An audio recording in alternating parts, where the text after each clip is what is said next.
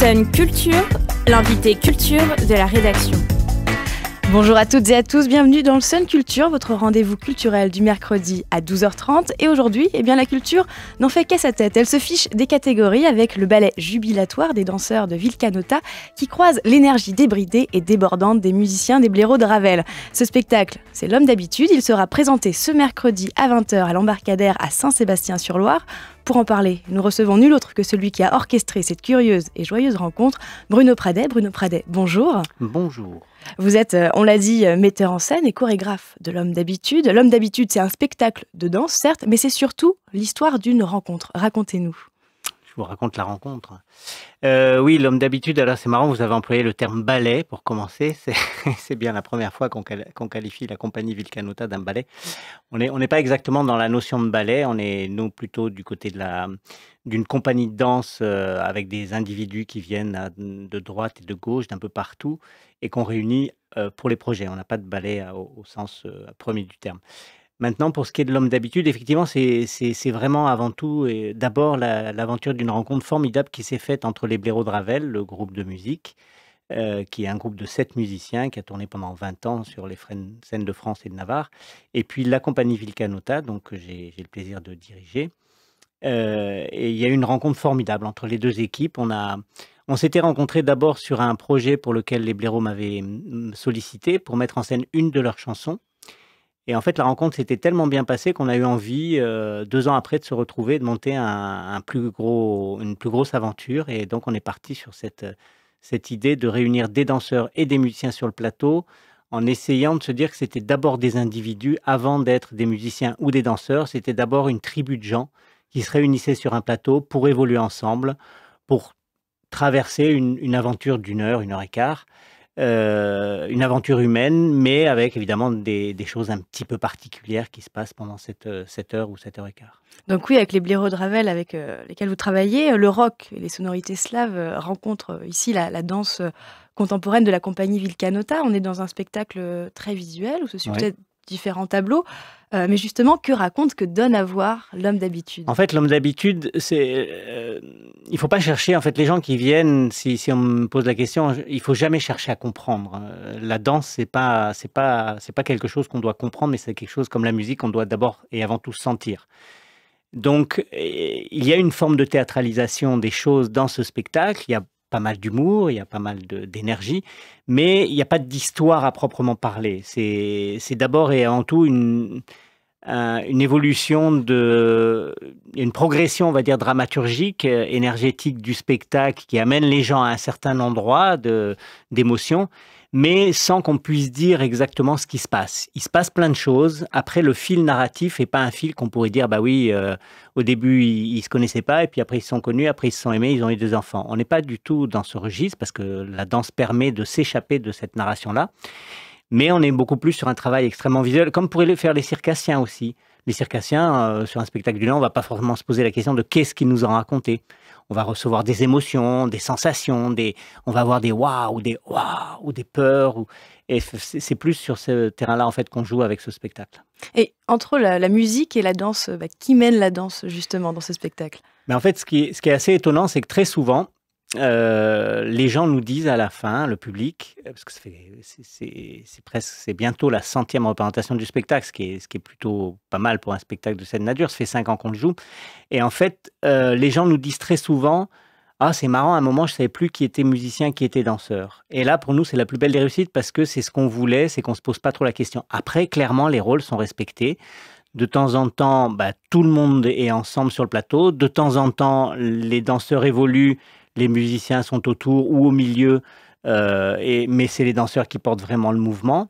Et puis, il y a d'autres mouvements, les musiciens sont plus en avant par rapport aux danseurs. C'est vraiment extrêmement variable en fonction des moments du spectacle. Mais c'est pas du tout un concert. Tout le monde est mobile. Les musiciens sont tous mobiles sur le plateau. Il n'y a aucun retour sur la scène. Il n'y a pas d'enceinte, il n'y a pas de câble. Tout le monde est en HF. Et le plateau est assez nu, en dehors d'un dispositif assez étonnant pour le batteur, dont je ne vais pas forcément dévoiler les choses aujourd'hui, mais qui en général laisse des souvenirs aux gens. Mais après, non, ce sont des gens, et puis on ne sait pas qui mène la danse. Et on s'en fiche un petit peu, en fait. Ah oui, il y a l'homme d'habitude, donc le nom du spectacle. C'est un titre assez énigmatique. Qu'est-ce qu'il veut dire sur le spectacle?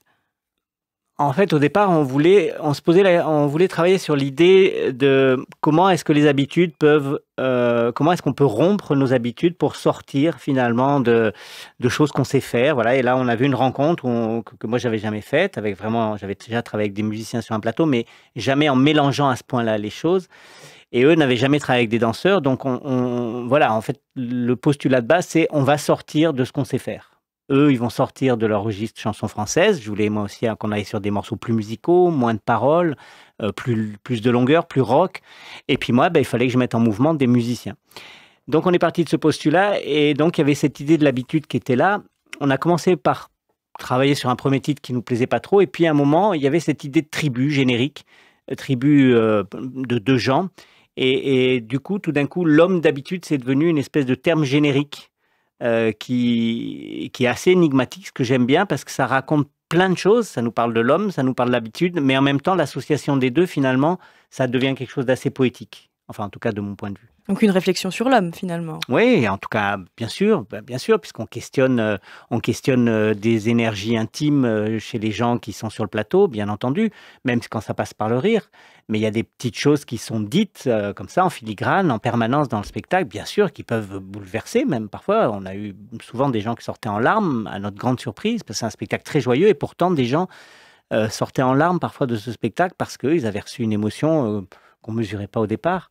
Oui, on parle des gens, bien sûr. Alors, vous parlez des gens ici, c'est assez caractéristique aussi de votre façon de travailler. Mais dans ce spectacle, il y a aussi une autre dimension que vous avez déjà évoquée, qui est un petit peu sortir des codes, sortir des catégories, dépasser un peu les frontières du genre, en tout cas du spectacle vivant. Tout à fait. Enfin, pour moi, c'est une des choses fondamentales aussi. Enfin, depuis que je fais ce métier, ça fait une vingtaine d'années que je fais des spectacles.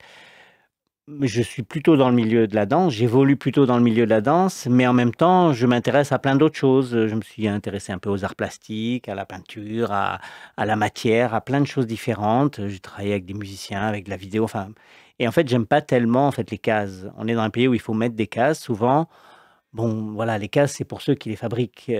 Nous, on n'a pas envie d'être dans des cases, on a envie d'en sortir. Enfin, en gros, le cadre, à partir du moment où on met un cadre à un enfant, qu'est-ce qu'il a envie? C'est de casser le cadre. Nous, on est un peu des enfants comme ça, qui désirons casser les cases dans lesquelles on tente de nous mettre, quoi. Alors, il y a une chose sur laquelle je n'ai pas assez insisté, c'est aussi la dimension humoristique du spectacle. Ça a une place importante dans votre façon de travailler, dans vos travaux? Ça a eu une place importante jusqu'à présent, ça a toujours eu une place assez importante dans mon travail. C'est un peu la fameuse politesse du désespoir, hein. Je ne suis pas quelqu'un forcément de très optimiste, mais ma seule façon de vivre le monde raisonnablement, on va dire, c'est d'en rire. Un peu à la Chaplin, on va dire, pour faire simple. Donc l'humour est très présent dans ce spectacle. Les gens se marrent beaucoup, mais c'est très absurde. C'est pas forcément un humour potache. Il peut y avoir des petites vannes un peu, mais globalement c'est un humour peut-être inhabituel pour les gens, parce qu'il y a des choses dont les gens rient, qui sont des choses très visuelles, mais très inattendues, je pense, pour eux, avec des fumées un peu étranges, des choses assez curieuses. Et les gens se marrent bien, ouais. Les gens se marrent bien. Donc l'homme d'habitude, un spectacle difficile à classer, on l'a dit, hein, décalé, explosif aussi, drôle.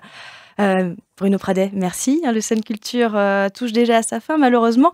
Alors, je vous rappelle que l'homme d'habitude, spectacle à la croisée des genres, est en représentation ce soir à 20h à l'Embarcadère à Saint-Sébastien-sur-Loire. Et parce que l'on pense à vous, chers auditeurs, sachez que nous vous offrons des places pour ce soir, justement, pour les remporter. Décrochez vite votre téléphone et laissez-nous un message sur le répondeur des auditeurs au 02 40 13 32 12, 02 40 13 32 12. Le numéro est bien évidemment non surtaxé, là où le plus rapide remportera ses places. Bonne chance à tous et surtout, excellente journée à l'écoute du son unique.